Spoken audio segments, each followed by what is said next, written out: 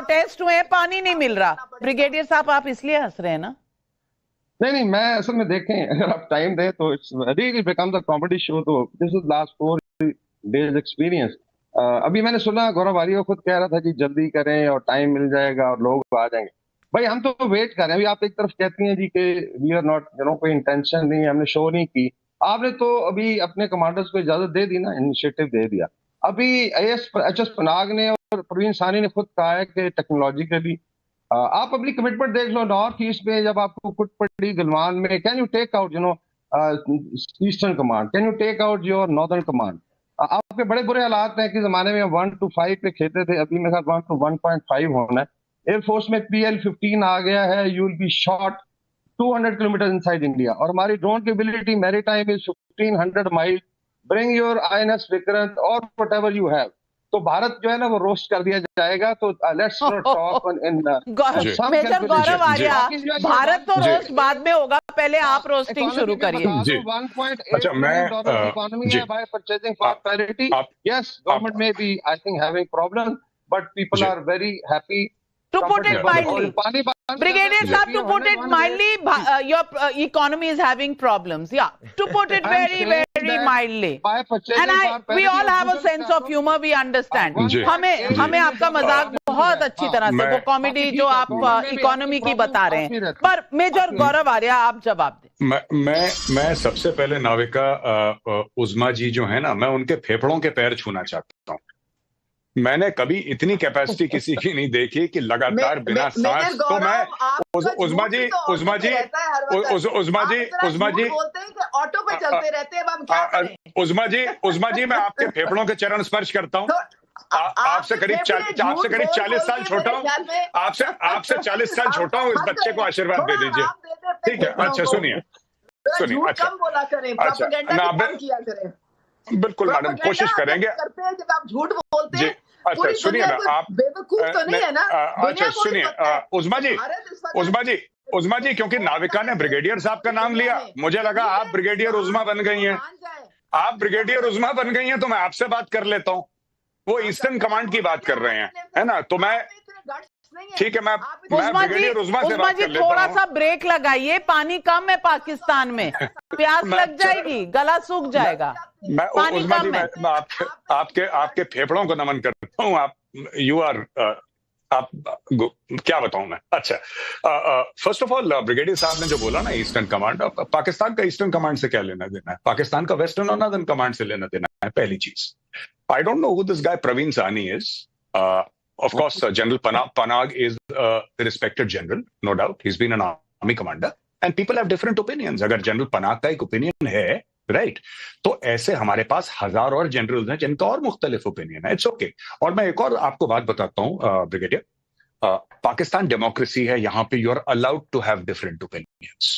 तो यहाँ पे कोई गायब नहीं कर देगा किसी को कि अगर कोई सरकार को, कोई मोदी सरकार को ये बोले कि नहीं आपकी तैयारी पूरी नहीं है और आप ठीक काम नहीं कर रहे, तो वीगो आई काली वाली और उसको पकड़ के ले गई। इंडिया में ऐसा नहीं होता। और कई लोग हैं, आपने तो general Panag is a very respected figure sir, तो बड़े बड़े इज्जत के काबिल हैं वो। ऐसे कई और जनरल्स हैं जो क्वेश्चन करते हैं, और हमारे यहाँ एक कल्चर है खड़े होकर सवाल पूछने का। और यहाँ पे इसी प्लेटफॉर्म पे आप नाविका का प्लेटफॉर्म देख लीजिए, कोई और चैनल देख लीजिए, आपको ये दिखेगा कि हर रोज सरकार से सवाल पूछते हैं, फौज से सवाल पूछते हैं। ये हमारा कल्चर है, ठीक है? हाँ, now there are two things. आपने बात करी लद्दाख की, आपने बात करी गलवान की, ठीक है? गलवान में चाइना आया, सबसे पहले तो आपको चाइना को क्रिटिसाइज करना चाहिए। चाइना ने करार तोड़ा। कमाल कर दे हो तुसी, आका नहीं ना दे। नहीं, चाइना ने करार तोड़ा। चाइना ने 5 एग्रीमेंट साइन करी थी, चाइना ने तोड़ दिया करार। उज़्मा जी आपके फेफड़ों के फिर चरण छू रहा हूं, हाथ जोड़ के आपके सामने बैठा हूं। आपसे करीब मैडम 50 साल छोटा हूं, बच्चे पे रहम करें। मैं ब्रिगेडियर साहब के सवाल का जवाब दे रहा हूं, मैं आपके फेफड़ों के पैर छू रहा हूं जी। आपका जनरल MV कुमार है, उसने क्या कहा मेजर साहब? उसने कहा कि आपने मेरे खिलाफ कोई एक्शन लिया तो मैं बता दूंगा कि आपकी इंडियन गवर्नमेंट ने कितनी एक्स्ट्रा जुडिशियल किलिंग्स की हैं। अच्छा उज़्मा जी, मैं आपको पाकिस्तान की ह्यूमन राइट्स कमेटी कमीशन की रिपोर्ट भिजवा देती हूँ, आप पहले उसे पढ़ लें, फिर हम इस पर अलग से डिबेट कर लेंगे। लेकिन गौरव आर्या अब आप तोप और जो भी चलाना है वो चला लीजिए, जल्दी से चला लीजिए। अच्छा, मैं ये बात कह रहा हूं कि देखिए, पाकिस्तान जो भी कह रहा है, ये इनके सारे के सारी जो चीजें होती हैं डोमेस्टिक कंजम्पशन के लिए हैं। मैं आपको बता रहा हूं, ये डोमेस्टिक कंजम्पशन के लिए, हम शाहीन हैं, हम फलाने हैं, हम ये कर देंगे, वो कुछ नहीं करना है, ठीक है। आज की तारीख में चाइना क्या बोल रहा है? ब्रिगेडियर ने बोला चाइना, आज की तारीख में चाइना हट गया, जो पुरानी पोजीशन थी उसके पार चला गया China, and we have back to the same position. पहली चीज। दूसरी चीज, चाइना अंदर आना चाह रहा था, चाइना को रोक दिया। तीसरी चीज, चाइना ने झूठ बोला, चाइना के इतने बंदे मारे, 1 साल के बाद चाइना के तो 4 मरे थे। रशिया की रिपोर्ट आ गई, Russian intelligence and CIA says more than 40 Chinese were killed, they are hiding। चौथी बात मैं आपको बताऊं, आज की तारीख में चाइना कह रहा है the elephant and the dragon must dance together. चीन और भारत की दोस्ती होनी चाहिए। आ जाओ मोदी जी, आ जाओ, SCO समिट में आ जाओ, बताओ, बैलेंस ऑफ ट्रेड का मामला है, बातचीत कर लेते हैं। तो किस दुनिया में आप लोग रहते हैं? और चाइना, जो आप कहते हैं ना, चाइना बड़ा दोस्त है, चाइना बड़ा दोस्त है, कोई दोस्त नहीं होता किसी का, कोई दोस्त नहीं होता। सब डॉलर का खेल है। आप जितना डॉलर दे सकते हैं उतना वो आपका दोस्त होता है।